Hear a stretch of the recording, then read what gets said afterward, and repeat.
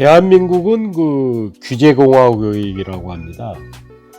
지난 30년 동안 그 박정희 정권 이전에는 그런 게 별로 없었는데 그 이후로 자꾸 공무원들이 늘어나서 그런지 할 일이 없어서 그런지 규제를 만드는 데는 아주 선수입니다. 근데 우리나라 법이 좀 잘못된 게, 우리나라는 무엇을 하려면 무엇을 하지 말아야 된다는 이런 포지티브 방식이고요. 대만이나 우리 경쟁인 그 중국은 네거티브입니다. 뭐뭐만 아니면 다 해라라는 거거든요.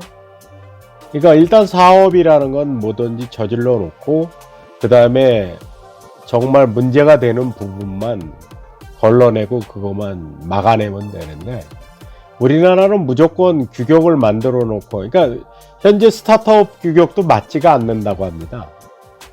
특히나 지금 반도체는 6개월 단위로 전 세계가 요동치고 있고, 6개월만 늦어도 전 세계의 물량이 움직이는 상황인데요. 이런 상황에 지금 SK 하이닉스 용인 클러스터는 이제 첫 삽을 뛴다고 하거든요.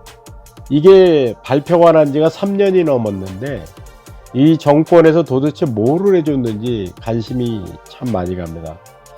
그나마 다행인 건 삼성전자 평택 P3가 장비 반입을 드디어 시작한다고 합니다. 삼성반도체 P3 공장이 전 세계에서 제일 크다고 합니다. 아무튼 우리가 축하해야 될 부분도 있지만 좀 국가적인 차원에서 특히 그 산업자원부나 이런 곳은 규제를 말로만 없애지 말고 이거만 아니면 무조건 하라고 하는 그런 절박한 감정으로 이제는 법을 다 바꾸어야 되고 풀어야 됩니다. 자꾸 법을 만들지 말고, 자꾸 규제를 만들지 말고 이거만 아니면 언제든지 우리가 도와줄 수 있다라는 그런 자세를 가져야 될 거라고 봅니다. 지난 4월 13일 K 반도체 전략의 그 골자를 보게 되면요, 2030년까지 삼성전자와 하이닉스 등 반도체 기업이 510조 원 정도 이상을 투자하고, 정부는 파격적인 세제 혜택과 인프라를 지원한다는 그런 방안인데요.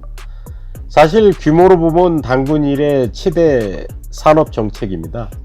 그러나 속을 내려다보면 외국에 비해서 특별히 좋은 대책도 없습니다.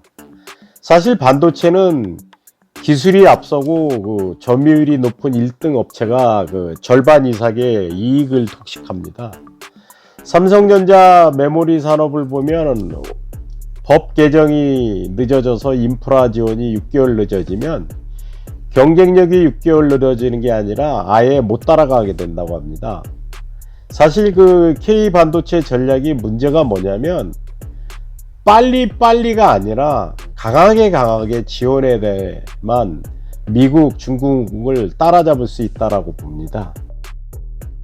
사실 미국이 인텔을 지원하는 규모는 묻지마 지원 방식이고요.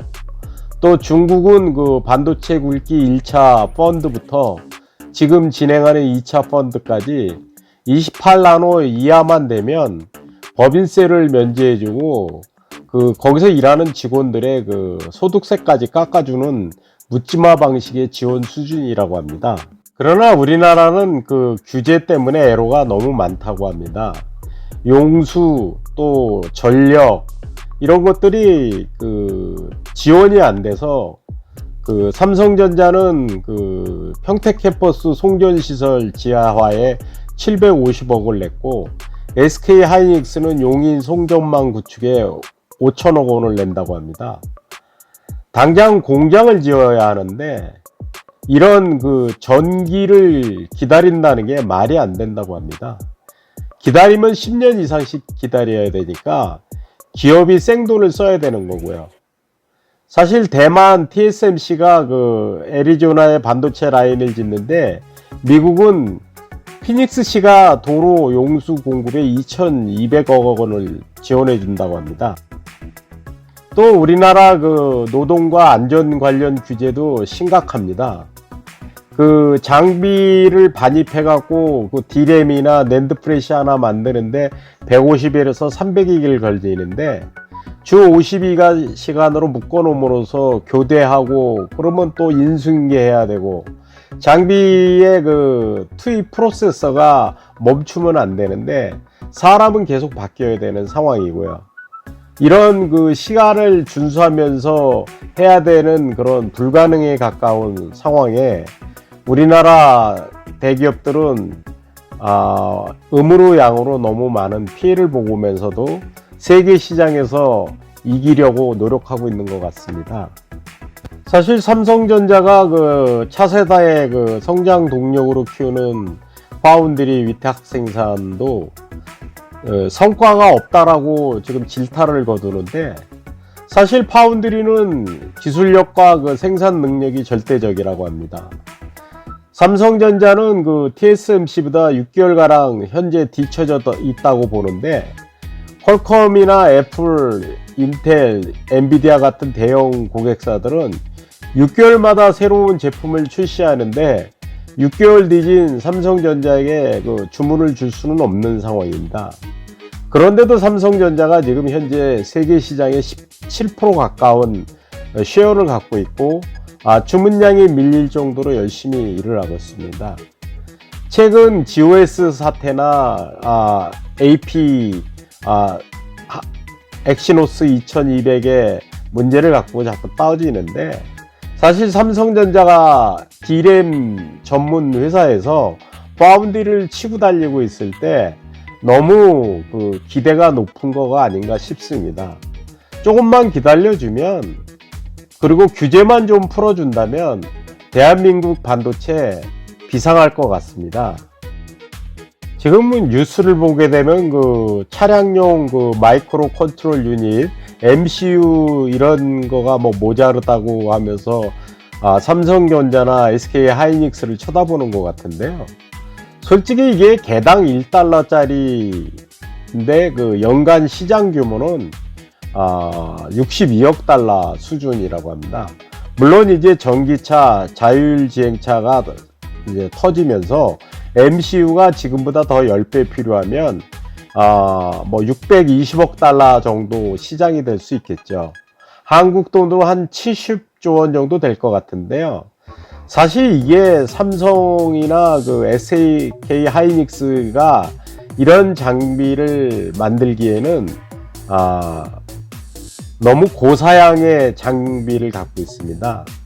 이런 그 100에서 120나노의 기술이면 생산하는 그 MCU 같은 경우는 사실 DB 하이텍 같은 중견기업을 국가가 좀 키워줘야 된다고 봅니다. 뭐 K반도체를 떠지기 이전에 초대 기업은 알아서 할 거니까 건들지 말고 규제만 좀 풀어주시고 중견기업을 좀 키워서 중국이나 대만의 그 반도체 회사들과 적절하게 경쟁을 하고 대한민국에 한 연간 2조 3조 되는 회사가 100개만 만들어지면 세계 시장을 호령하는 것도 그리 어렵지 않다고 봅니다. 중국에는 지금 1년에 15,000개 정도의 반도체 회사가 생긴다고 합니다. 물론 여기는 팹리스 회사도 있고 팹 회사도 있고 다양한 장비 회사도 있겠죠. 근데 대한민국은 삼성이나 SK 하이닉스 두 회사만 바라보고 있는 상황인 것 같습니다. 제 개인적인 소견은 DB 하이텍 같은 이런 중견 기업도 한 50개, 욕심 같아서는 100개 정도만 만들어 놓으면 세계를 호령할 수 있는 그런 나라가 되지 않을까 생각합니다. 지금까지 그 반도체 규제에 대해서 한번 생각해 봤습니다. 대한민국 반도체 관계자 여러분 화이팅입니다. 감사합니다.